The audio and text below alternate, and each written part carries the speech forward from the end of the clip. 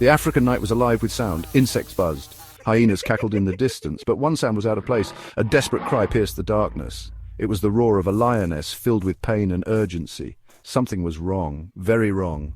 John Doe, a seasoned park ranger, sat up in his tent. He knew that sound. It meant trouble. He grabbed his flashlight and radio. He rushed into the night, his heart pounding. The air was thick with anticipation. John could feel it in his bones. He was heading towards danger, but he was also heading towards a mystery that needed solving. John's radio crackled to life. It was his colleague Ben from the ranger station. "John, we got a report from the patrol. A lioness is giving birth near the South Ridge. She's in distress." John's heart sank. He knew the dangers lionesses faced during childbirth. They were vulnerable, in pain, and fiercely protective. Approaching her would be risky, but he couldn't ignore an animal in need. John took a deep breath. "I'm on my way," he responded, his voice firm despite his apprehension. He knew the risks, but he also knew he was the only one who might be able to help. Childbirth for a lioness in the wild was a perilous event. Predators lurked, ready to take advantage of any weakness. The mothers themselves were often exhausted and in pain. John had seen it before. The heartbreaking sight of cubs lost before they even had a chance. He knew the odds were stacked against this lioness and her unborn cubs. He pushed these thoughts aside. He had to focus on the task at hand. He had to reach the lioness and assess the situation. Maybe, just maybe, he could make a difference. John wrestled with his conscience. On one hand, he knew the danger. Getting involved could cost him his life. A lioness protecting her cubs was an unpredictable and deadly force. On the other hand, he couldn't stand by and do nothing. He was a ranger, sworn to protect all creatures. He had to try. He made his decision. He would approach cautiously. He would observe from a safe distance, and if the opportunity arose, if he could help, he would. Section 5, facing the Queen. John followed the sound of the lioness's cries. He moved slowly, cautiously, through the tall grass. Finally he saw her. She was lying under a thicket of acacia trees, her massive body heaving with each strained breath. Her eyes, usually fierce and proud, were filled with pain. John knew he was walking into a potentially life-threatening situation, but he had made his choice. He kept a safe distance, speaking in low, soothing tones. He wanted to reassure her, to let her know he was there to help, not to harm. Section 6, new life emerges. Time seemed to stand still. The only sounds were the chirping of crickets and the labored breathing of the lioness. Then a new sound pierced the night, a tiny mewling sound. One by one, 3 cubs were born.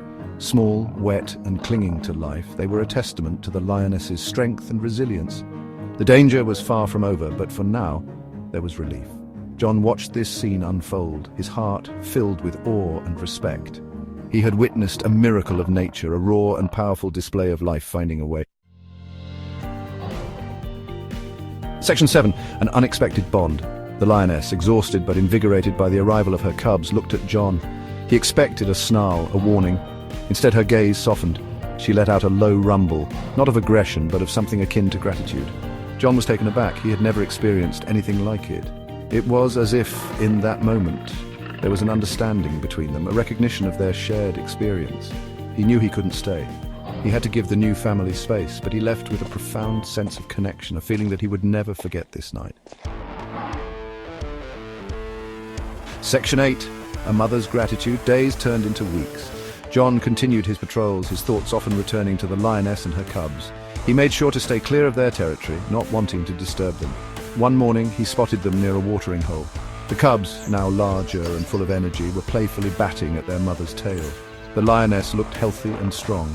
John watched from a distance, a sense of peace washing over him.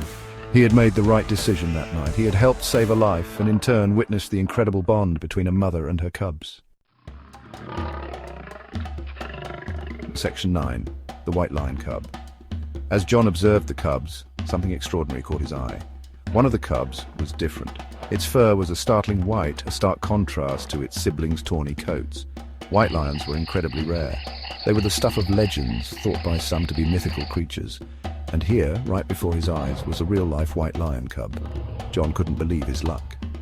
He knew this was a momentous discovery, one that would send ripples through the conservation world.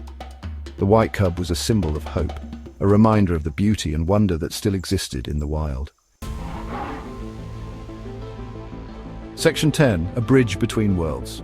The encounter with the lioness and her cubs, particularly the white cub, left an indelible mark on John. It reinforced his belief in the interconnectedness of all living things. It showed him that even in the face of danger, compassion and understanding could bridge the gap between humans and wild animals. John continued his work as a ranger, his heart filled with a renewed sense of purpose. He knew that the wild held countless mysteries, countless opportunities to learn and to protect, and he was determined to spend his life doing just that. The memory of the lioness's gaze, a look of shared experience and silent gratitude, would stay with him forever, a reminder of the profound bond that existed between all creatures on this planet.